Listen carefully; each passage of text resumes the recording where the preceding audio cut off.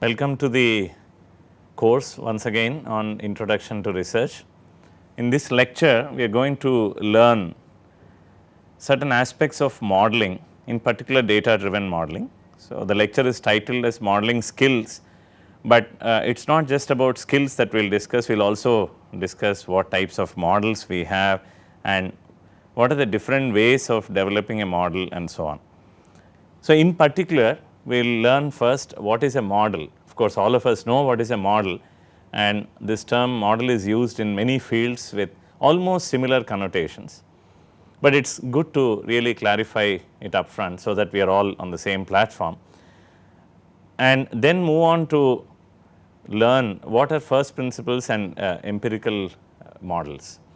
Now, essentially these are not just models, these are also modeling approaches. The first principles approach is a fundamental approach, whereas the empirical approach is a data driven approach. And then we shall quickly go through a systematic procedure for building data driven models. As I said a few moments earlier, we will largely focus on data driven modeling, because that is where a lot of expertise is not available, or a lot of beginners find it very difficult, and therefore, I would like to concentrate on the same and also talk about a few critical aspects of data driven modeling. What are the things to watch out for, how to go about handling certain aspects such as noise in data and overfitting, or doing the right kind of experiment and so on. And we will also embellish this lecture with a couple of hands on examples like we did in the last lecture on data analysis in R. I hope now with the previous lecture, after the previous lecture, you are familiar with R. So, let us begin our discussion by asking what is a model. In general, we know, we can answer qualitatively what is a model. It is some entity that allows us to emulate a process, the process behavior, process characteristics and so on. And this term model is not only used in data analysis or research and so on, you can see this term being used even in fashion industry and elsewhere, or even models of houses and so on. So, we have a good feel of what is a model, but let us try and define what a model is. It is a mathematical or a descriptive, that is quantitative or quantitative abstraction of a process. It allows us to describe a process in mathematical terms, so that we can emulate or simulate the process behavior. And why would we need this model? Well, there are several reasons we know again, but it is good to list some of the prime end users of a model. One of the most popular uses of a model is in prediction, that is as we call as forecasting, like we mentioned in the last lecture. Once I have a model and I know the inputs to the model, remember that a model consists of certain inputs from the user, and then the model makes a prediction of how the process would respond, and we will talk more about it shortly. So, models are heavily used in prediction or inferring certain unknowns, and also classification. We discussed this last time, pattern recognition. There we talk about models not necessarily a mathematical form, they are more of a models in the form of classes. So, we say when the data falls into certain class, then the process belongs to a certain set of operating conditions and so on. So, models are heavily used in classification as well. And the third application of modeling is in fault detection, where I build a model of the process under normal operating conditions, right. For example, I know how a friend of mine would talk and sit and so on when he or she is normal, but when something is wrong, maybe something is mentally troubling my friend, then I know that something is definitely troubling him by observing the behavior. Now, what is happening underneath is I am projecting my friend's behavior against a normal behavior that I have observed over a period of time, and then comparing both and seeing, well, there is a huge difference, and then finally coming to a conclusion that something is abnormal. This is pretty much the same idea in fault detection as well. We build models of process under normal operating conditions from historical data or through first principles approaches, and then keep comparing the measurements that come out of the process against what the model is predicting, and if there is a significant difference between the prediction and the measurement, then we raise an alarm and probably conclude that there is a fault, and then take it up for further diagnosis. One of the prime uses of models is also in simulations. We have heard of simulators. Some of you must have worked with different simulators in chemical engineering, mechanical engineering, aerospace and so on. You have heard of aircraft or flight simulators. There the primary role of the model again is in prediction. So, we give certain inputs to the model, the same inputs that we would see when we operate the process, and ask how the process would respond. So, the model would make a prediction. We need high fidelity models in such applications, whereas when we use models in control, although I do not list that here, models are heavily used in control, where the model makes a prediction of where the process is heading, and then the controller takes an action to keep the response of the process close to the set point.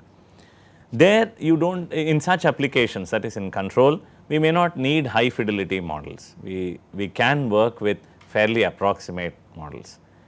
And finally, we do find uses of modeling in design and optimization and so on. So, obviously, the list is a bit more than what I have given here. But what should be remembered is the end uses of models vary a lot, and therefore, the type of model, the kind of accuracy, the nature of the model, whether you want to build a steady state or dynamic model, or you want to build a time domain or a frequency domain model, and so on, really depends on the end use. So, you have to work backwards and then make a decision on what kind of model you want to build. Okay. So, just to even make this point very clear, the point on distinction between a model and a process and also the similarity, I am showing you a schematic here of the process and the model. So, if you carefully look at the process architecture, there are inputs which are causal and physical inputs going into the process, and then there are disturbances acting on the process. You can think of, you can take any process and actually cast it into this architecture, and then the process response, which we call as outputs in the engineering terminology. Now, model also gives you the outputs that are of interest to you. In fact, typically the output of a model is the same as the output of the process, but typically the output of a model is nothing but the variable that you want to predict. And the inputs to the model need not be necessarily the physical inputs that go into the process. The inputs to the model are generally more or the same as the inputs that go into the process, but for example, if you are looking at a dynamic model, in a dynamic model the output is modeled as a function of the present and the past, because transients are important to us. So, the inputs to the model are not only the present inputs, but also the past, whereas the process is operating in real time and it keeps receiving only the present input at any instant. The past has occurred, but at that time. On the contrary, in the model you do feed the past inputs and so on, and then make a prediction, because model is after all a mathematical abstraction. And then there are also certain user defined parameters and or user specific inputs that you will have to provide to the model along with the system parameters. So, the architectures are different, but the final use of the model is in prediction, basically predicting the variable of interest to you. So, that is very important. So, do not get confused with the inputs that go into the process and the inputs that go into the model. All right. So, let us look at how models are developed, because we want to really gain some insight into how to develop and build models, right. There are two broad approaches to modeling. One approach is to start from fundamentals, where you invoke the laws of physics, chemistry, biology and so on, is essentially science based or mechanistic models. And here we invoke the laws of conservation, primarily mass, energy, momentum, and use a few constitutive relationships maybe from thermodynamics and fluid mechanics and so on, and finally come up with a model with a set of equations essentially, which we call as a model. Now, that is one approach. The other approach which is quite contrasting, where we do not rely on science as much as we rely on data. There is a data science, but we do not rely on the science of the physics to begin with. At some point in time maybe we can incorporate, but to begin with we rely on data. And this approach is called the empirical modeling approach, and it is also called a data driven approach, where I use the data to identify the relationship between the variables of interest, typically the input and output and so on, or sometimes only to build a model for the output, which we call as a time series model. And here data is the primary food for identification. Without data there is no empirical approach at all. And the kind of models that come out of empirical approaches are called black box models typically, where you do not incorporate necessarily any physics of the process explicitly. You work with a minimal understanding of the process, but that does not mean that there is no provision for incorporating the physics of the process or whatever you know about the process a priori. You can, and as you keep incorporating the prior knowledge into your empirical model, the black shade turns into gray, and there is some transparency that sets in, and such models are known as gray box models. And so in that respect, the first principles models are actually called white box models, because they are very transparent. If I look at a model, first principles model, I will be able to associate every term in that model with some physical characteristics of the process, whereas that is not necessarily the case with an empirical model. An empirical model is some mathematical fit between the input and output. So, to give you a simple example, when we go out on a test drive, let us say to purchase a vehicle, the common sense thing that all of us do is take the vehicle, sit in the car and apply certain inputs, rotate the steering wheel and pedal, apply brakes, supply fuel and so on, and give all different kinds of inputs that we want to really test the vehicle on, and then collect the response of the vehicle. So, what we are doing there is we are applying inputs and observing the response of the vehicle, putting it all together in our brain and building a mental model.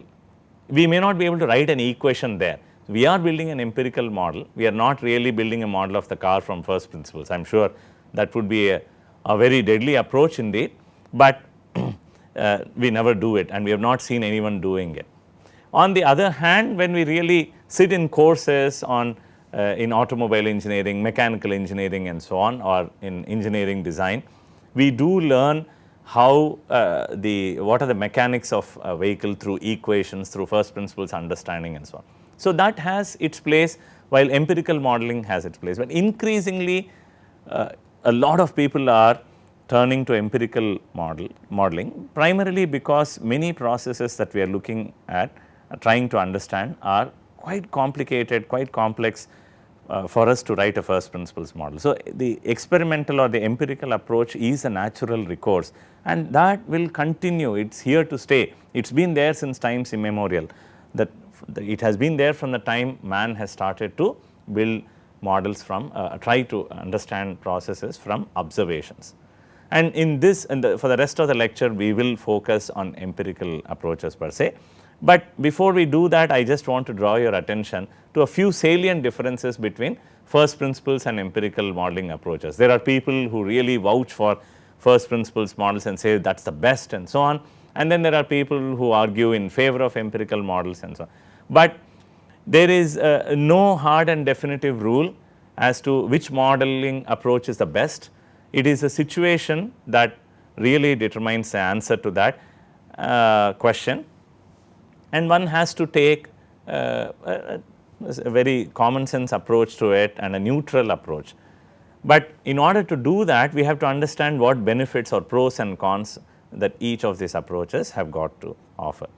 With the first principles approach, we do get causal, physically meaningful models and so on, and also its ability to predict the process behavior is good over a wide range of operating conditions.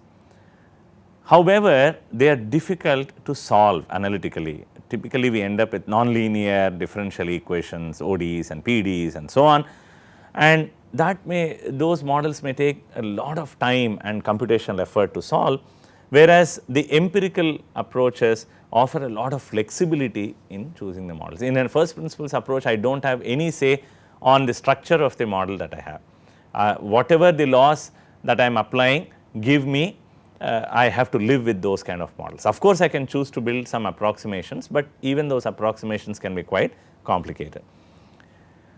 And whereas with the empirical model, I am trying to find a mathematical fit that helps me understand or map the relation between the variables of interest, and also a map that helps me make good predictions, that is it. So, there may be many solutions of which I may pick the most simple one, and not really a very simple one, but a simple enough model.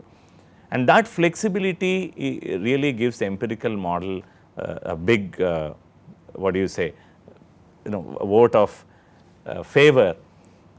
A lot of people really prefer that, particularly in control and so on. And they are therefore relatively much easier to maybe simulate and less time consuming to develop and so on. However, they require good estimation algorithms, because you are going to estimate parameters of the model and so on, and there can be considerable computational effort there. So, there is no escape there as well. The first principles models give us effective and reliable models, whereas the empirical models are as good as your data. Now, that is a very common criticism of an empirical approach, but you have to be careful when you take that criticism into account. Clearly, training a model is pretty much like training a student in a subject. Whatever questions that you are going to ask later on the student, or whatever you are going to really test the student on, depends on what you have taught. If you are going to ask a question to a student of a course on a completely different topic that you have not taught, then obviously the student may not be able to answer in most probability.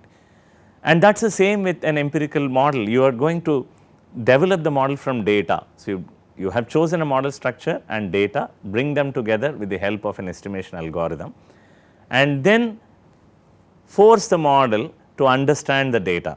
If you have chosen the right model structure and the right estimation algorithm, things will work out well, and it would have captured the essence of the process for the operating conditions that are present in the data, that is under which the data has been generated. Now, if you are going to present a completely new data set from a different operating conditions, then it is very likely that the model may not work well unless the process is linear and so on. So, to speak, the extrapolation capabilities of an empirical model are always questionable, but it depends on how you have trained the model. If you have shown the model a wide range of operating conditions, then yes, so the model will do a good job for you. But in any case, if the model is too complex, then there is no other choice for us. We have to choose, we have to resort to an empirical model. The other aspect that is not reflected here is, when a process is random, that is stochastic, we have discussed this part in the last lecture. In such situations, first principles models hardly come to your rescue.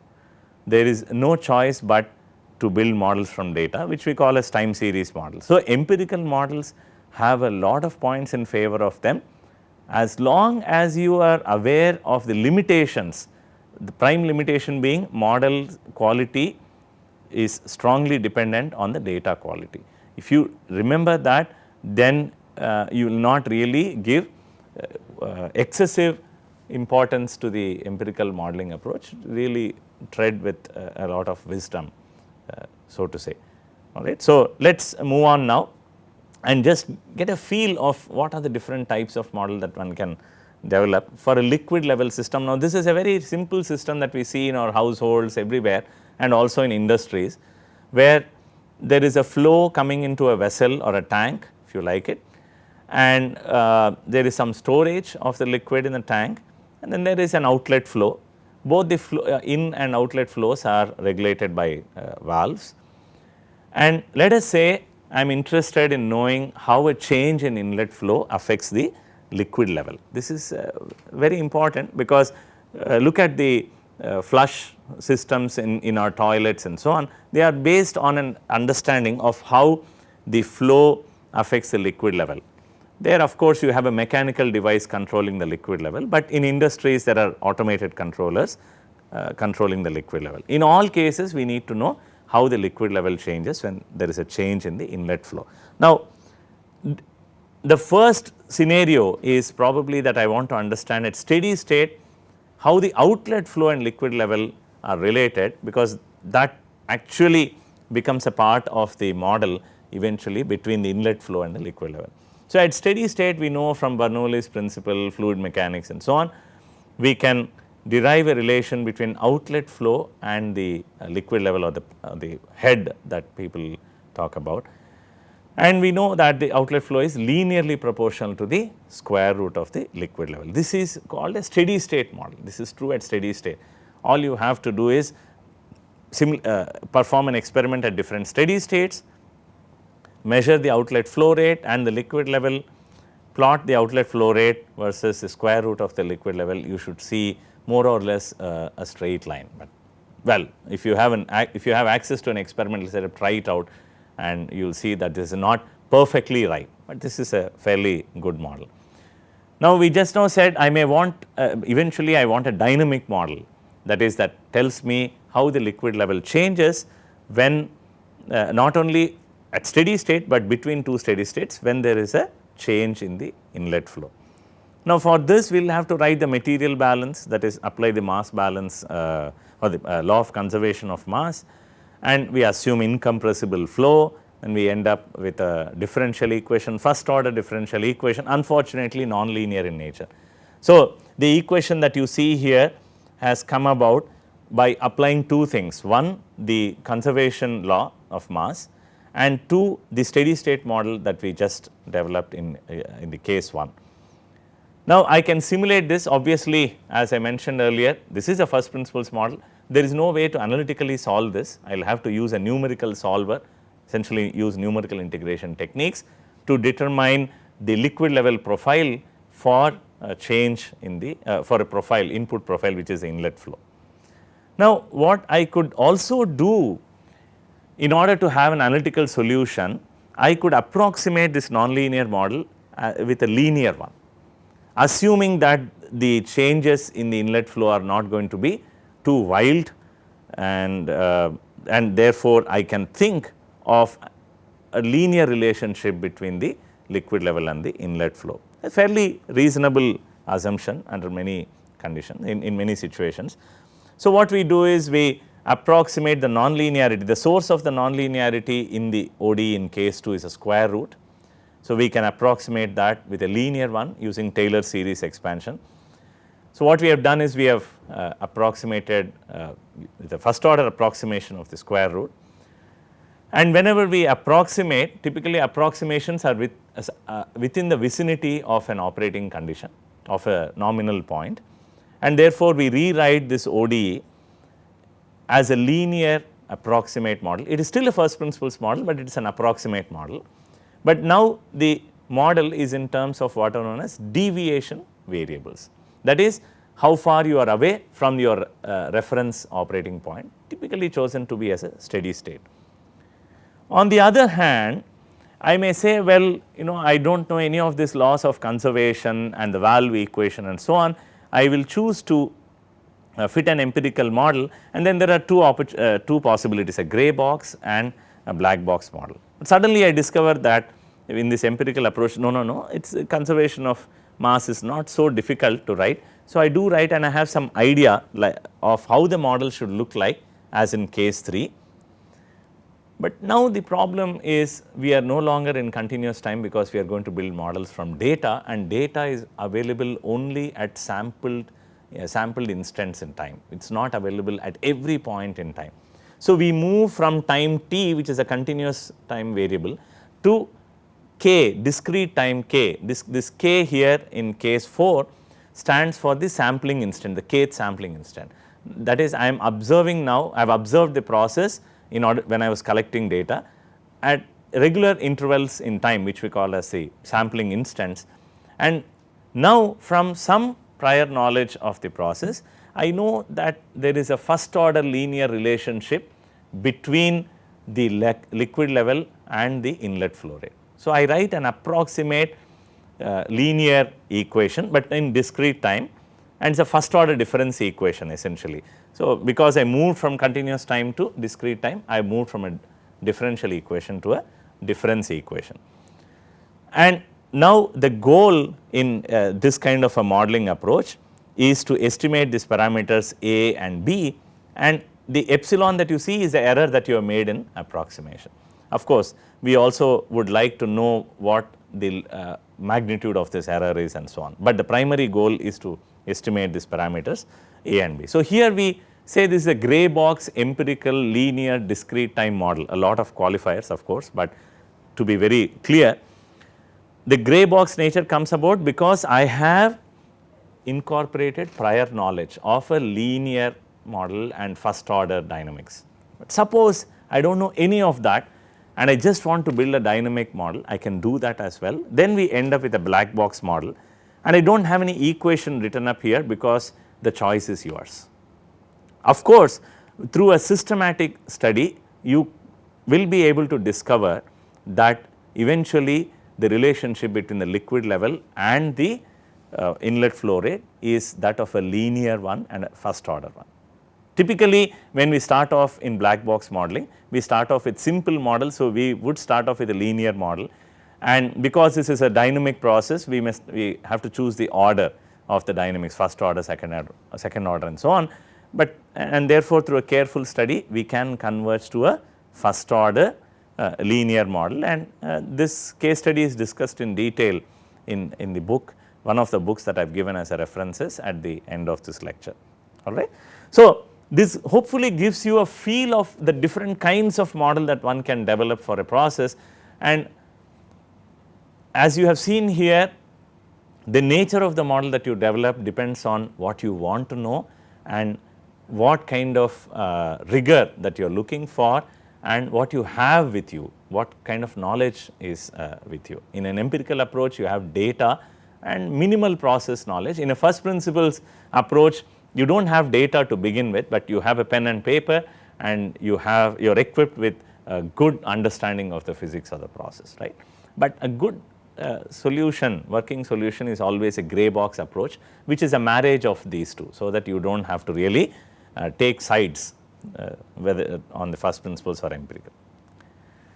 So, I just mentioned a few minutes ago that a systematic procedure will help you get a good model, and in particular I am talking about an empirical approach here. So, I give you a flow chart for a systematic way of identifying the model, and let me quickly go over this. Primarily you have 3 stages. One is data acquisition, and we do not talk about that here. We assume that data is available to us, and then so the first stage we really do not discuss much. And then the second stage is of course model development, which is at the heart of this procedure, and the third stage is model assessment.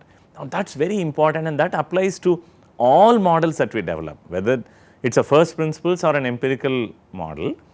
It is important to assess the goodness of the model. Is the model capable of predicting the process over a good range of operating conditions? Is it doing well on a fresh data set?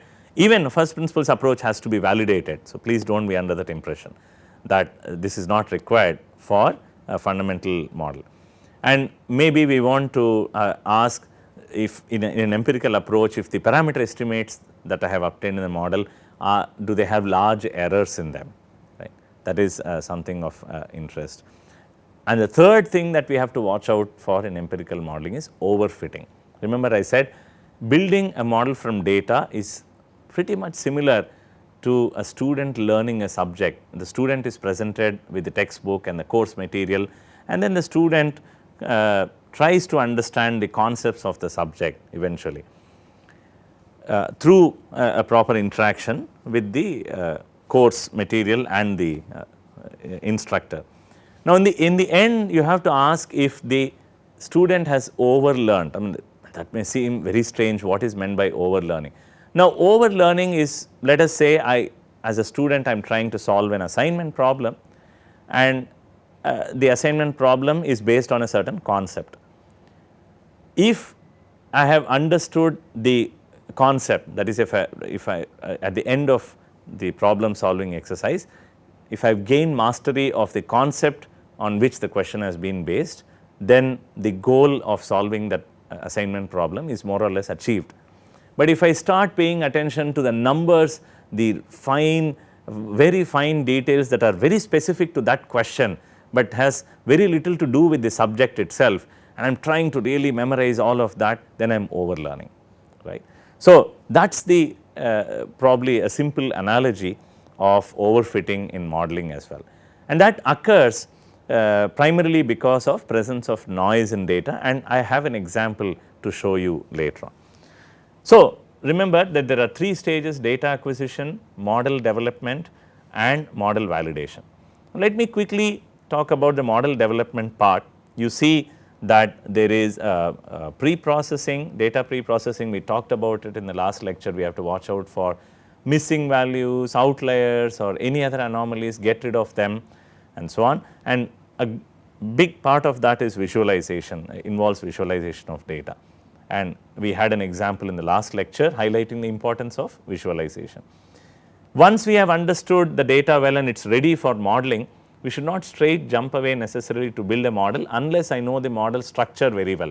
That is, I know it is a first order, or I know that it is a linear model, non-linear model and so on of this type and so on. So, an intermediate step involves what is known as a non-parametric analysis, where I make minimal assumptions on the process and try to gather as much information as possible from the data, so as to make a good guess of the model structure. That is called a non-parametric approach, and this step can be skipped if I already know the structure of the model that I am going to fit. Okay. So, in many situations the non-parametric analysis may not be even present. Finally, I have some good decent guess of the model structure, and then I have to estimate the parameters of that model, where I apply estimation algorithms, which are essentially optimization algorithms to estimate the parameters, and then I have a model with me. So, that is pretty much the model development in a very simple way that can be possible, but that can be possibly explained.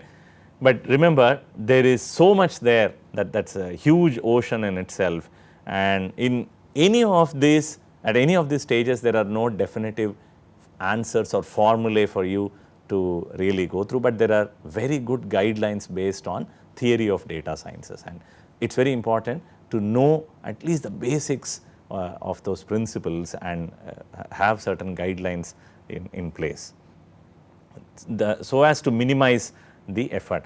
Now, one very important thing that you would see is that we are able to incorporate prior knowledge, that is, there is a provision for incorporating domain or prior knowledge at each of the stage, and I have also emphasized this aspect in the previous lecture as well. In any data analysis exercise, we should incorporate the domain and prior knowledge as much as possible.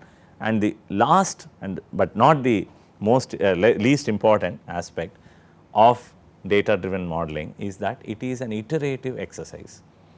It is very unlikely that you will be able to get the best model in just one round of this iteration, one pass of this flow chart here. It is very likely that the model that we develop is not satisfactory in many respects. Maybe it is not predicting well on a fresh data, maybe the parameter estimates have large errors in them and so on. Now, why would this occur? Perhaps because the data quality itself is bad. That is very likely, which means we may have to go and repeat the experiment, or the data quality is good and I have chosen a wrong model structure, which means I have to re-examine the models that I have assumed, or that I have chosen a wrong estimation algorithm, in which case I have to go back and choose a better estimation algorithm and so on.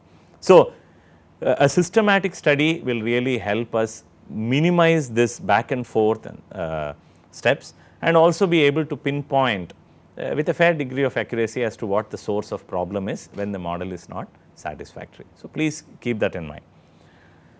Now, within the empirical models, there are two broad classes of models that one encounters, and I just want to briefly discuss those. I am not referring to the linear and non-linear and so on. This classification is based on more or less the same lines as we discussed in the data analysis lecture, the deterministic versus stochastic models and so on. So, the first class of models that one would see prevalently in the literature, predominantly in the literature, is the time series models, which cater or which are suited for stochastic processes, where the causes are either unknown or known with error, that is, they are actually random themselves. And a simple example for would be that of an atmospheric process. Suppose I want to build a model that predicts the atmospheric temperature. Now, what do I do?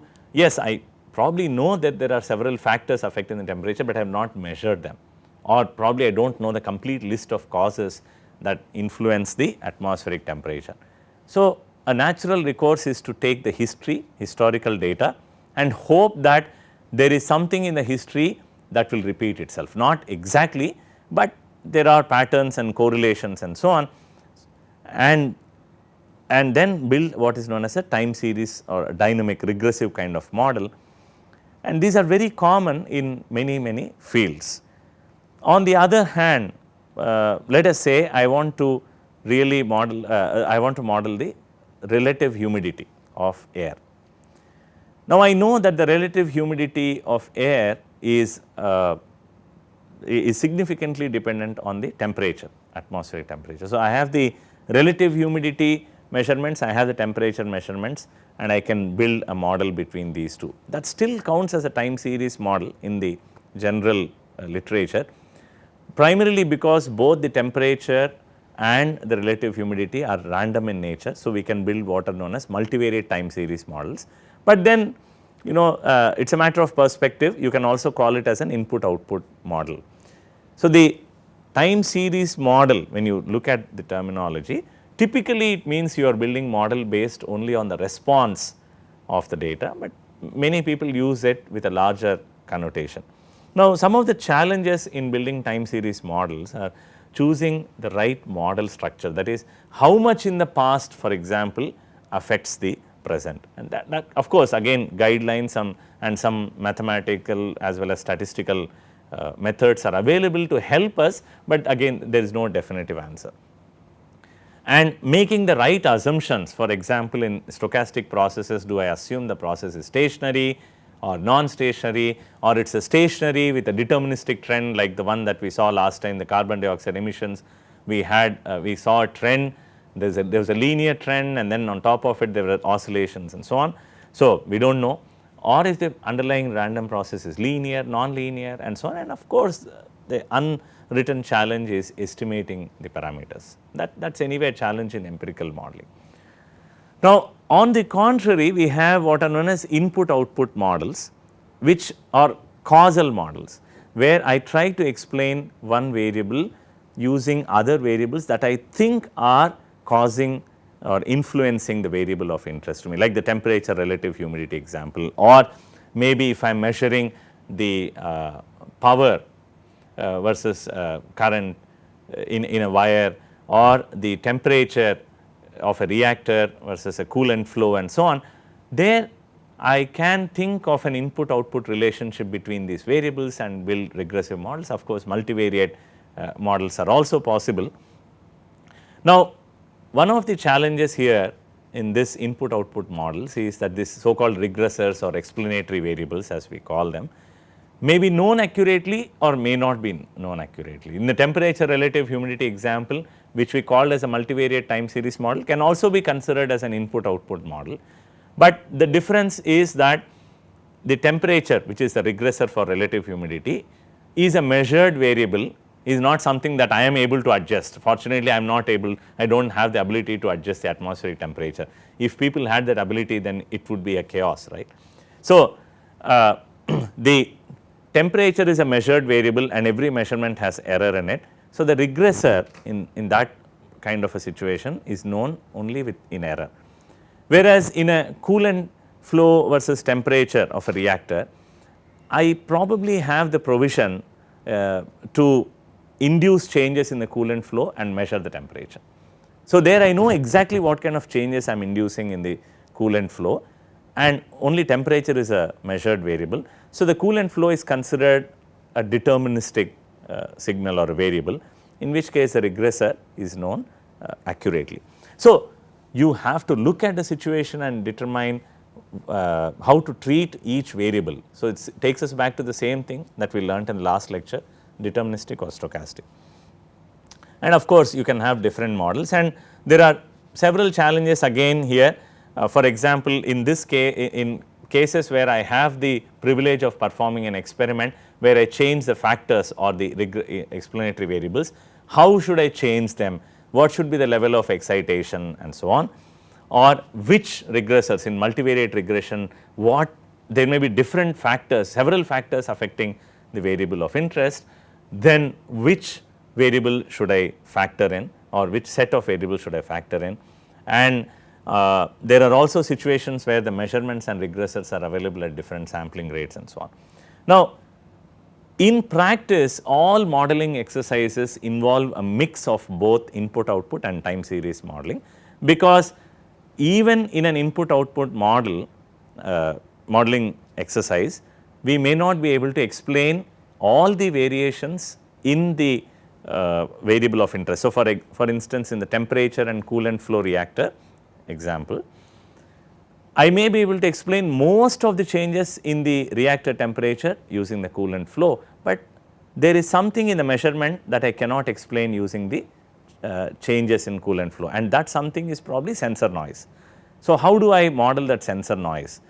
There I have to take a time series approach. So, sometimes there may be no predictability in that sensor noise, then I only have to estimate the statistics, but in any case I have to address both the deterministic and the stochastic portions of any model. There is no escape to it. So, we'll just quickly go through some of the critical aspects of empirical modeling, and the first aspect in empirical modeling where we perform experiments, or even if we do not, is that of the excitation in the regressor or in the factor or input, whatever you want to call it. So, let us look at a simple example where I have a steady state model. The y is the output and u is the input, and y is a quadratic function of the input. So, I have 3 unknowns, and therefore, I need data corresponding to 3 steady states clearly. In other words, if I write the equation for estimating the unknowns, 3 unknowns in a matrix form at these 3 different instants in time k1, k2, k3. Remember, we only have sample data, therefore, we use this notation. When I write the equation of the model in a matrix form, then the big U matrix that we see here comes into picture, which maps basically y to the parameters b0, b1 and b2. This big U matrix has to be non-singular or of full rank. Of course, in discussing this example, we have kept noise out of the picture. So, it is a noise free condition, we are not making any noise here. When it comes to noise, there are other things to worry about, but at least even in the noise free condition, it is important to remember that we have sufficiently excited data. In fact, for a dynamic system, very interestingly, let us look at this example where the output of a system is dependent on the past input, the one input beyond the past and the second input beyond the past. So, uk minus 1, uk minus 2 and uk minus 3 are essentially lagged inputs, but that one there means essentially one sampling instant. This is the hallmark of a dynamic system, it has a memory essentially. So, I want to once again identify these 3 parameters. Suppose I perform an experiment where the input is sinusoidal. This is very common in mechanical systems or all systems which have a kind of an oscillatory characteristics and so on, or which are characterized only at specific modes or frequencies. There, if suppose I perform an experiment with a single sinusoid, that what I mean by single sinusoid is a single frequency sine wave. Then it turns out that the process manifests as a 2-parameter model. You just have to work through the trigonometry here. So, what I have done is I have taken this input and plugged it into the equation here and asked how the response would look like. It turns out that the response appears as a 2-parameter model to the user, to the experimentalist, vis-a-vis the reality, which is a 3-parameter model. So, what has happened here? What is the consequence now? The consequence is only 2 of the 3 parameters can be identified. In other words, going back to the same story that we had in the steady state case, now the big U, which would now consist of U k1 minus 1, U k1 minus 2 and U k1 minus 3 in the first row and so on for the remaining 2 rows, that becomes singular when input is a sine wave of a single frequency. Therefore, I do not have enough information in the data to estimate all the parameters, and that is the key. Always data should contain sufficient information to estimate the parameters. On the other hand, if I have an input which is made up of 2 frequencies, sinusoids of 2 frequencies, then I have sufficient information. You can show that. It is very easy. Check for yourself, construct this matrix, big matrix U that I showed in the last slide, but now with the first row being U at k1 minus 1, U at k1 minus 2 and U at k1 minus 3, likewise at k1, k2, k3 for 2 different situations, and you will find that the matrix is singular in the first case, that is when you use a single frequency sine wave, and it is non-singular or a full rank when you use a multiple or 2 frequencies at least in the sine wave. All right. So, for dynamic systems the story looks different, but the bottom line is the same: have sufficient information in the data. We will conclude with 2 things. One, with understanding of how noise affects our modeling, and then finally a bunch of questions that we want to answer in any empirical modeling exercise. So, how does noise affect our data? Well, of course, in many different ways. It affects the accuracy of predictions. We will not be able to predict the output accurately. It brings about errors in parameter estimates, and 3, it affects the goodness of the deterministic part of the process that we want to estimate. So, normally in quantifying the effects of randomness or the noise in data, there is a quantity called a signal to noise ratio that is used widely. It is not just in electrical engineering, but in every data analysis exercise, the signal to noise ratio is a very nice quantity that helps us explain or understand the impact of randomness on the quality of the model or the parameter estimates.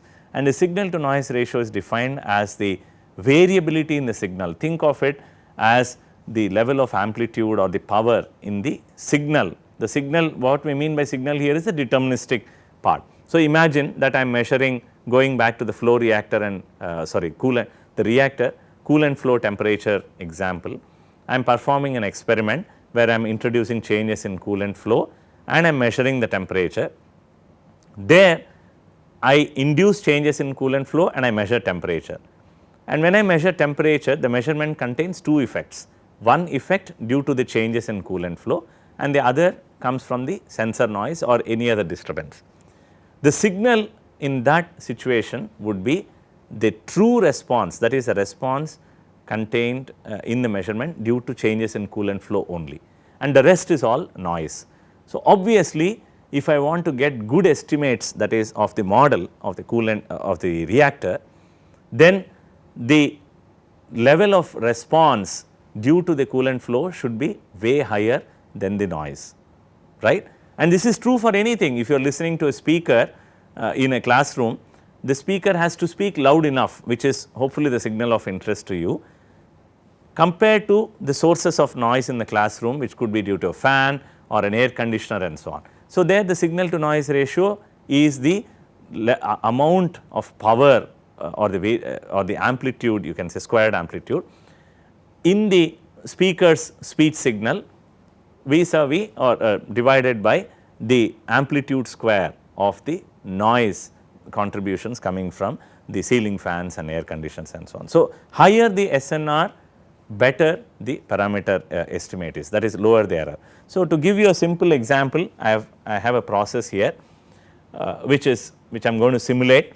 So, I am simulating a simple process here. U is the input and B1 and B0 are parameters that I choose, and X is the true response of the process, but I do not have access to the true response. I have access only to the measurement, which is Y.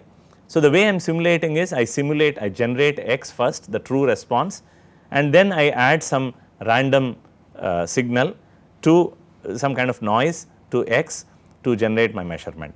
Now, I pretend that I do not really have access to X, I only have access to Y and U, and that I know that the underlying relationship between X and U is this. So, when I fit a model between Y and U using the data, what do I get? Let us look at it quickly here in the two different situations. On the left you have the situation where the signal to noise ratio is 100. So, I have adjusted the noise level in V such that the signal to noise ratio is 100 and the codes for this are available on my website. What you see on the right is the case for or the situation for SNR 10. Clearly on the right hand side there is more noise, as you can see in the scatter plot. In both cases I am plotting Y versus U, U is on the input is on the X axis, and what you see on the left top of the plot is the equation of fit of straight line. So, I have done this in MATLAB and it gives me the equation of line, and it does a fairly good job of estimating B1 and B0. The true values of B1 are 5 and B0 are B1 and B0 are 5 and 2 respectively, and the estimates are pretty close in both cases, but the difference comes about when you look at so called the standard error in these estimates. Now, what I have obtained here are B1 B1 hat and B0 hat, the hat denotes estimates. So, sigma B1 hat and sigma B0 hat are so called standard errors, which I compute through some theory. Let us not talk about that right now, but what is more important for us to notice is the errors that I am reporting for SNR 100 are much lower than the errors that I report for SNR 10, right. And in fact, they share a relationship which is essentially that they say the errors in parameter estimates are proportional to square root of 1 over SNR. What this means is I have a fall in the SNR by a factor of 10, which means the errors should increase by a factor of square root of 10, which is roughly about 3.6. So, you can see here in sigma B1 hat when SNR is 100 is 0.036, whereas when its SNR is 10, sigma B1 hat is 0.114, which is roughly about 3.5 times the error in the case of SNR 100. So, there is theory to tell us how the errors are dependent on SNR, but what is more important to understand is wherever possible we should perform an experiment to make sure that the SNR is high enough, of course respecting other constraints in the experiment. And the other aspect, which is the final aspect of the noise that I want to talk about, which I have mentioned earlier, is overfitting. That occurs primarily when you have noise. Once again, what we do to simulate the data, we first generate the response of the true process, the equation for which is given at the top. It is a third order polynomial, and I add some noise to the true response, maintaining a certain SNR decent, SNR like 10 and so on, and I generate my Y, that is the measurement. So, once again we pretend that we do not have access to the true response, which is the reality. I have access only to the measurement Y and the input that I have given to the process. Now, the input and output plot is shown here. I can see a polynomial kind of relationship, but I do not know whether it is a quadratic or cubic and so on. So, what I do is I try out third order, fourth order, fifth order polynomials, And obviously, as I increase the order of the polynomial, here I have generated about 200 observations. So, 100 observations, I can fit a 99th degree polynomial to exactly explain the relationship that I see in the left plot. But if I do that, the danger is that on a fresh data, the 99 degree polynomial will fail miserably. As you can see here in the center plot, the third order what we see here in the center plot is the prediction of these polynomials of different orders that I fit on a fresh data. So, I have reserved certain data for training and another data set for testing. The third order polynomial performs the best, the fourth order performs reasonably better, and the fifth order polynomial goes for a toss. It predicts completely different, in fact, it is unstable. And I could have avoided this overfitting. So, this is what we call as overfitting. If I had looked at the improvement that I have obtained by fitting models of successive orders. So, the plot on the extreme right shows us that what I have done is with each model, I have, remember, no model perfectly explains, so there is going to be some residual. I have taken the variance in the residual, or you can say the squared sum squares of the residuals, and plotted it versus the order that I have fit. So, when I start with the lowest order, obviously the sum square is very high, and as I get closer to the true order, the sum square comes to a minimum, and thereafter the improvement in the sum squares is very marginal. So, by increasing the order of the polynomial, I have not benefited much. In fact, what I have lost out on is its ability to predict very well on a fresh data set. So, a plot like this of how much improvement I am obtaining versus the order or whatever model complexity that I am fitting is always helpful in avoiding overfitting. Alright. So, why does overfitting occur?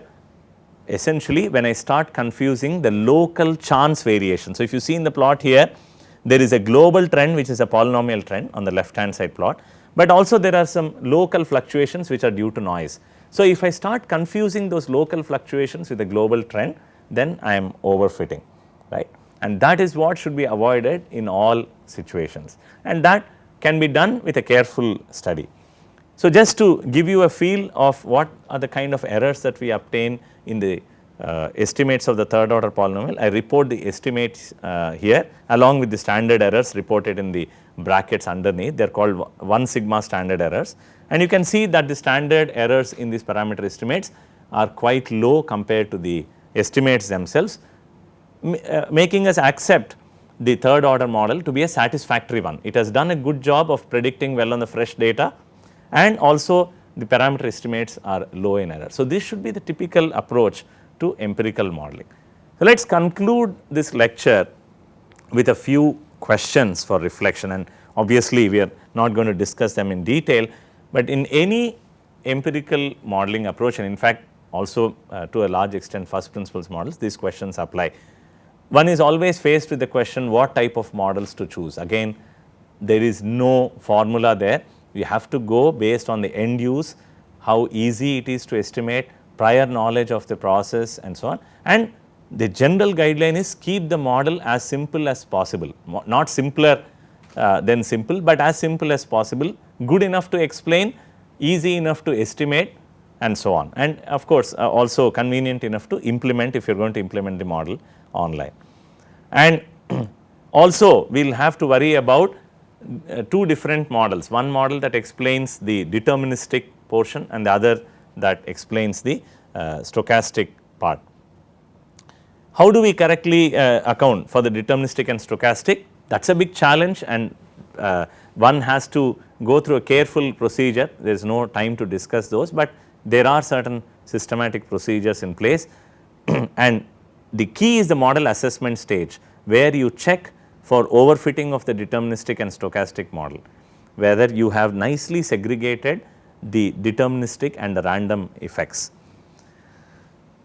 Will the experiment influence the model that we fit? Of course, yes, there is no doubt about it. The data quality is highly influential on the model quality. Your model is as good as the data. So, perform experiments with care, think of the class of range of models that you want to build, we have already seen excitation matters. If I poorly excite the process in the experiment, then I will have limited information, and therefore I have not interrogated the process or interviewed the process enough to make a decision on a good model.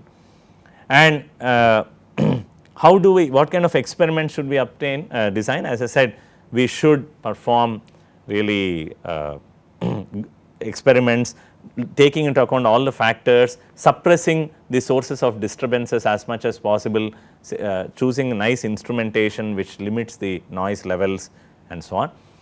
And then there is a design of experiment subject which tells you how you should go about designing the experiments, not only to enhance the signal to noise ratio, but also making sure all the factors that affect the variable are excited sufficiently, how to minimize the time, perform in an optimal way and so on. So, you should refer to the design of experiments subject. How do we set up the problem of estimating? There are different estimation algorithms, least squares, maximum likelihood, Bayesian methods, so many different methods of estimation. Which one should I pick?